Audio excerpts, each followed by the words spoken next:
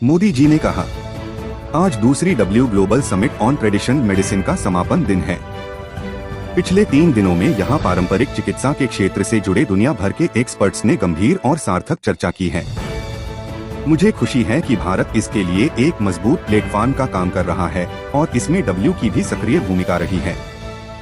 मैं इस सफल आयोजन के लिए डब्ल्यू का, भारत सरकार के आयुष मंत्रालय का और यहाँ उपस्थित सभी प्रतिभागियों का हृदय से आभार व्यक्त करता हूँ।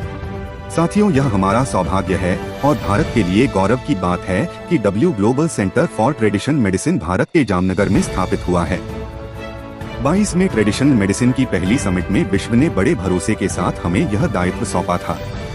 हम सभी के लिए खुशी की बात है कि इस ग्लोबल सेंटर का यश और प्रभाव ग्लोबली से लेकर के ग्लोबली एक्सपेंड कर रहा है। इस समिट की सफलता इसका सबसे बड़ा उदाहरण है। इस समिट में ट्रेडिशनल नॉलेज और मॉडर्न प्रैक्टिसेस का कन्फ्लुएंस हो रहा है। यहाँ कई नए इनिशिएटिव भी शुरू हुए हैं जो मेडिकल साइंस और होलिस्टिक हेल्थ के फ्यूचर को ट्रांसफॉर्म कर सकते हैं। समिट में विभिन्न देशों के स्वास्थ्य मंत्रियों और प्रतिनिधियों के लिए बीच विस्तार से संवाद भी हुआ है। इस संवाद ने जॉइंट रिसर्च को बढ़ावा देने, नियमों को सरल बनाने और ट्रेनिंग और नॉलेज शेयरिंग के लिए नए रास्ते खोले हैं। यह सहयोग आगे चलकर ट्रेडिशनल मेडिसिन को अधिक सुरक्षित, अधिक भरोसेमंद बनाने में महत्वपूर्ण भूमिका निभाएगा। साथियों, इस समिट में कई अहम विषयों पर सहमति भरना हमारी मजबूत साझेदारी का प्रतिबिंब है। रिसर्च को मजबूत करना, ट्रेडिशनल मेडिसिन के क्षेत्र में डिजिटल टेक्नोलॉजी का उपयोग बढ़ाना, ऐसे रेगुलेटरी फ्रेमवर्क तैयार करना जिन पर पूरी दुनिया भरोसा कर सके। ऐसे मुद्दे ट्रेडिशनल मेडिसिन को बहुत सशक्त करेंगे। यहाँ आयोजित एक्सपो में डिजिटल हेल्थ टेक्नोलॉजी, एआई आधारित टूल्स, रिसर्च, इनोवेशन और इन सब के जरिए हमें ट्रेडिशन और टेक्नोलॉजी का एक नया कोलैबोरेशन भी देखने को मिला है। जब यह साथ आती है तो ग्लोबल हेल्थ को अधिक प्रभावी बनाने की क्षमता और बढ़ जाती है। इसलिए इस समिट की सफलता ग्लोबल दृष्टि से बहुत ही अहम है।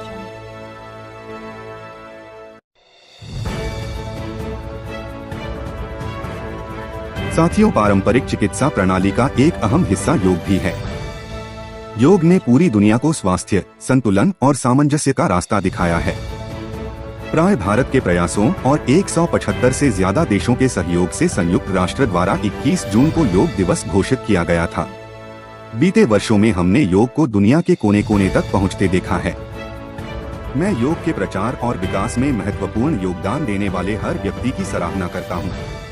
आज ऐसे कुछ चुनिंदा महानुभावों को पीएम पुरस्कार दिया गया है। प्रतिष्ठित जरी सदस्यों ने एक गहन चयन प्रक्रिया के माध्यम से इन पुरस्कार विजेताओं का चयन किया है। यह सभी विजेता योग के प्रति समर्पण, अनुशासन और आजीवन प्रतिबद्धता के प्रतीक है। उनका जीवन हर किसी के लिए प्रेरणा है।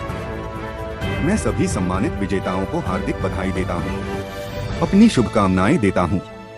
साथियों, मुझे यह जानकर भी अच्छा लगा कि इस समिट के आउटकम को स्थायी रूप देने के लिए एक महत्वपूर्ण कदम उठाए गए हैं। ट्रेडिशनल मेडिसिन ग्लोबल लाइब्रेरी के रूप में एक ऐसा ग्लोबल प्लेटफॉर्म शुरू किया गया है जो ट्रेडिशनल मेडिसिन से जुड़े वैज्ञानिक डाटा और पॉलिसी डॉक्यूमेंट्स को एक जगह सुरक्षित करेगा। इससे उपयोगी जानकारी हर देश तक समान रूप से पहुंचने का रास्ता आसान होगा। इस लाइब्रेरी की घोषणा भारत की G20 प्रेसिडेंसी के दौरान पहली डब्ल्यू ग्लोबल समिट में की गई थी। आज यह संकल्प साकार हो गया है। साथियों, यहाँ अलग अलग देशों के स्वास्थ्य मंत्रियों ने ग्लोबल पार्टनरशिप का एक बेहतरीन उदाहरण प्रस्तुत किया है। एक साझेदार के रूप में आपने स्टैंडर्ड्स, सेफ्टी, इन्वेस्टमेंट जैसे मुद्दों पर चर्चा की है। इस संवाद से जो दिल्ली डिक्लेरेशन इसका रास्ता बना है, वह आने वाले वर्षों के लिए एक साझा रोड मैप की तरह काम करेगा। मैं इस जॉइंट एफर्ट के लिए विभिन्न देशों के माननीय मंत्रियों की सराहना करता हूँ। उनके सहयोग के लिए मैं आभार जताता हूँ। साथियों, आज दिल्ली में डब्ल्यू के south east Asia region office का उद्घाटन भी किया गया है। यह भारत की तरफ से एक विनम्र उपहार है। यह एक ऐसा ग्लोबल हब है जहां से रिसर्च, रेगुलेशन और कैपेसिटी बिल्डिंग को बढ़ावा मिलेगा। साथियों, भारत दुनिया भर में पार्टनरशिप ऑफ हीलिंग पर भी जोर दे रहा है।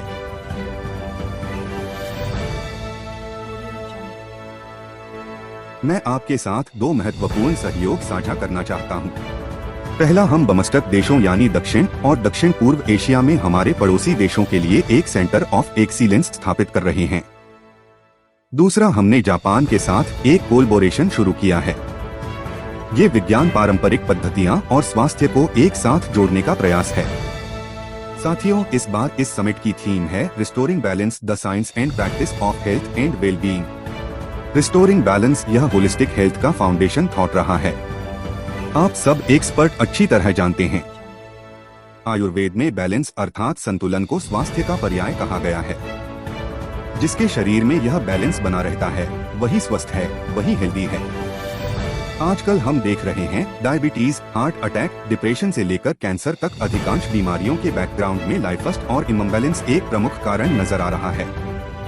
Work life imbalance, diet imbalance, sleep imbalance, gut microbiome imbalance, calorie imbalance, emotion imbalance, आज कितनी ही ग्लोबल हेल्थ चैलेंजेस इन्हीं इम्बैलेंस से पैदा हो रही हैं। स्टडीज भी यही प्रूव कर रही है।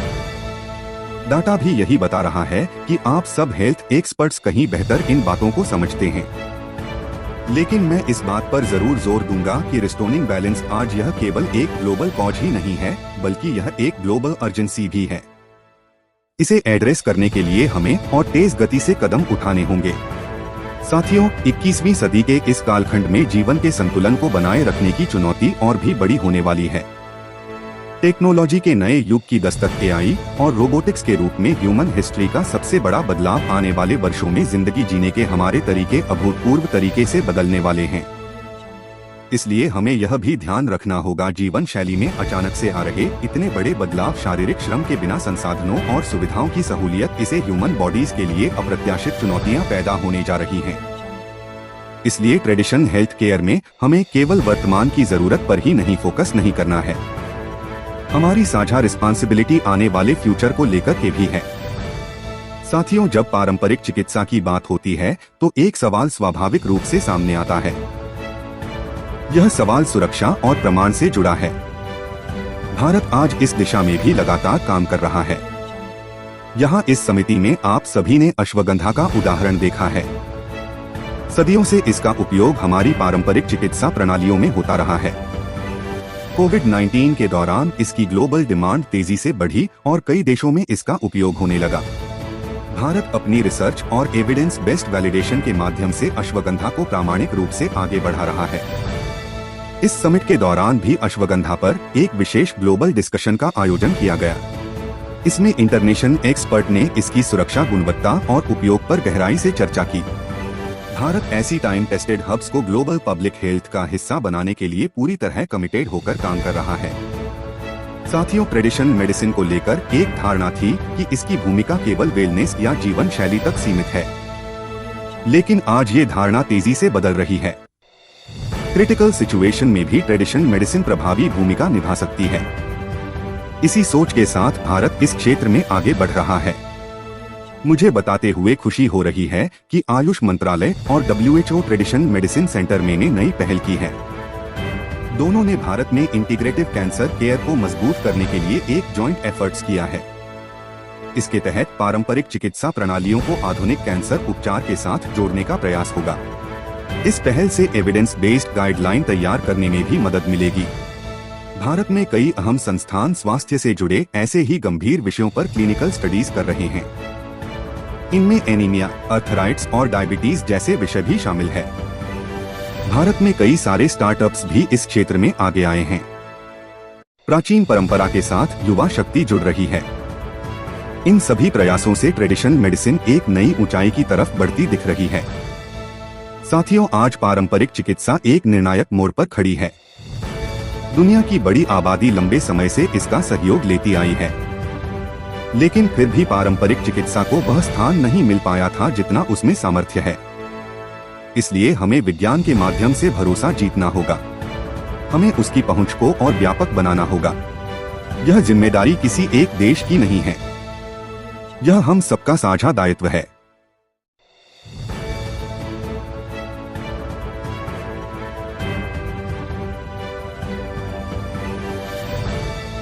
पिछले 3 दिनों में इस समिट में जो सहभागिता, जो संवाद और जो प्रतिबद्धता देखने को मिली है, उससे यह विश्वास गहरा हुआ है कि दुनिया इस दिशा में एक साथ आगे बढ़ने के लिए तैयार है।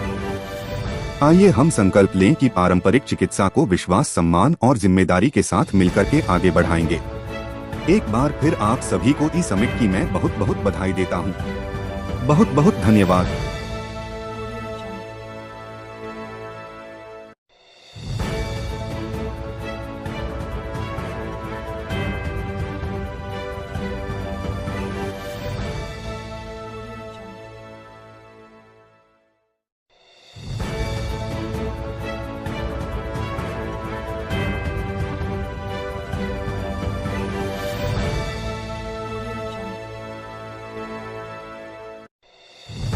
दोस्तों, अगर आप मोदी जी को अच्छा प्रधानमंत्री मानते हैं तो प्लीज चैनल को सब्सक्राइब कर लीजिए ताकि हर मोदी जी का वीडियो आप तक पहुंच सके। धन्यवाद।